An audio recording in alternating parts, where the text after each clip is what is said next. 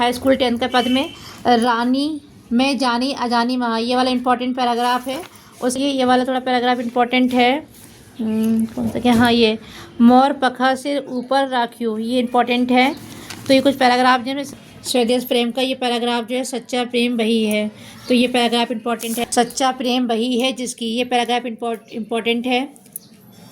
संस्कृत में देखिए, अगर संस्कृत में इस तरह का पैराग्राफ आया है अस्मा संस्कृति सदा, तो इसको आपको रटना नहीं है, याद नहीं करना है, बस कुछ वर्ड पे ध्यान दीजिए कि अस्मा के बाद ध्यान से पढ़ना है कि अस्मा का अर्थ क्या होता है। अस्मा का मतलब हमारा होता है, संस्कृति सदा का मतलब निरंतर।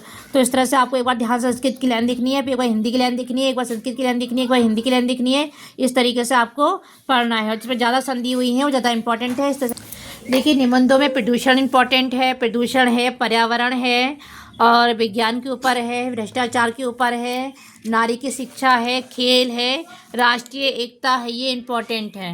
तो इनमें से देख लीजिएगा। देखिए जीवन परिचय, जीवन परिचय में कबीरदास, सूरदास, तुलसीदास, बिहारी, तो ये 4 इंपॉर्टेंट है। बाकी इसमें रसखान, मैथिली संस्कृत, सुमित्रानंद पंत और रामचंद्र शुक्ल, ये ज़्यादा इंपॉर्टेंट है। तो इनमें से कोई ना कोई आ जाता है एग्जाम में।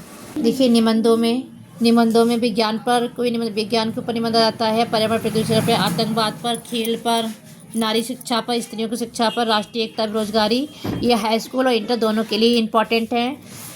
क्लास 10th एंड 12 दोनों के लिए इम्पॉर्टेंट है, जीवन परिचय और निबंध पूरा ले लो, मतलब दोनों ही इम्पॉर्टेंट हैं ये।